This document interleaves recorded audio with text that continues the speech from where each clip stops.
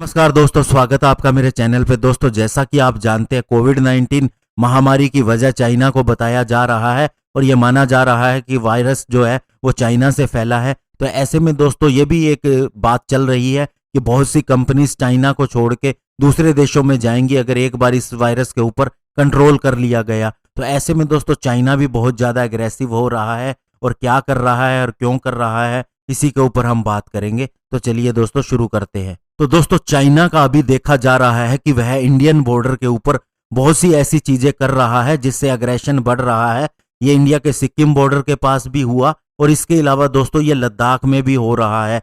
और ये अकेला केस नहीं है, ऐसी चीजें अक्रॉस एशियन कंट्रीज के साथ वह कर रहा है। और इसका सीधा सा एक कारण ये माना जा रहा है कि जो इन्वेस्टमेंट चाइना से दूसरे देशों में जाने की कोशिश कर रही हैं, जब कोविड महामारी चली जाएगी तो ऐसे में चाइना दोस्तों वियतनाम, इंडोनेशिया, ताइवान, मलेशिया सभी देशों के साथ डिस्प्यूट में जाके इसको बढ़ावा देना चाह रहा है। इसका कारण ये है कि वह ये शो कर सके कि सभी देश जो है वो डिस्टेबल है, उनके अंदर भी स्टेबिलिटी नहीं है और उनका भी विवाद चल रहा है। और दोस्तों सिक्किम और लद्दाख के अंदर जो इंडियन आर्मी के साथ में चाइनीज PLA की कन्फ्रंटेशन हुई वो भी दोस्तों लंबे समय तक चली है। इससे पहले जब भी ऐसी कोई घटना होती थी तो वो बहुत ही कम होती थी और होते ही खत्म भी हो जाती थी, लेकिन अब ये पिछले 3 हफ्तों से लगातार चलती आ रही है। और दोस्तों जो इंडिया का नेपाल के साथ भी एक डिस्प्यूट हुआ है लिपुलेख पास को लेके, जहां इंडिया ने एक रोड बनाई है और उसके ऊपर नेपाल अपना दावा कर रहा है, इसके पीछे भी माना जाता है कि चाइना की ही सपोर्ट है।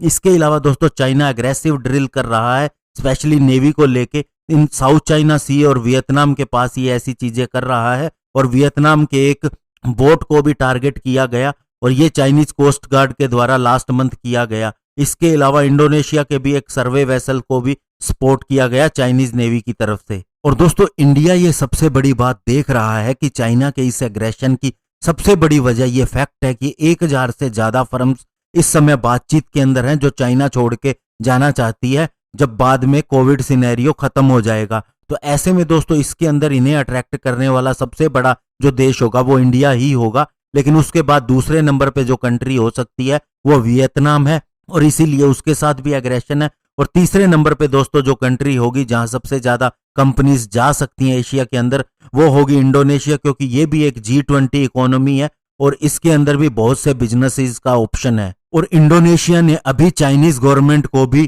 क्रिटिसाइज किया है उनके इनह्यूमन ट्रीटमेंट के लिए, जो कि एक इंडोनेशियाई नागरिक के साथ में किया गया है, क्योंकि वो एक चाइना की फिशिंग कंपनी के अंदर काम करता था और उसके साथ बंधुआ मजदूर जैसा व्यवहार किया जा रहा था और इस वजह से उसके 3 लोगों की मृत्यु भी हो चुकी है। और दोनों देशों के बीच ये इशू आगे भी बढ़ सकता है, खासकर उस समय जब इंडोनेशिया ने ये कहा है कि चाइनीज बोट उसके इकोनॉमिक जोन के अंदर घूमती पाई गई हैं। तो दोस्तों जो एनालिस्ट है उनका ये कहना है कि चाइना का ये एग्रेशन जो है वो ज्यादा दिन नहीं चलेगा, क्योंकि चाइना भी युद्ध से डरता है और ऐसी चीजें करके अगर उसका ये विचार है कि वह उन कंपनीज को जाने से रोक लेगा तो ये बिल्कुल ही गलत है। इससे दोस्तों जो कंपनीज है वो चाइना के एग्रेशन को देख रही हैं और वे वहां से जरूर जाएंगी अगर न भी जाती होंगी, क्योंकि चाइना की ये चीजें जो दबदबा करने वाली चीजें हैं ये नहीं चल सकती। ये न किसी कंट्री के खिलाफ चल सकती हैं न किसी नागरिक के खिलाफ चल सकती हैं। तो ऐसे में दोस्तों चाइना का भविष्य क्या रहेगा ये देखना होगा। धन्यवाद, जय हिंद।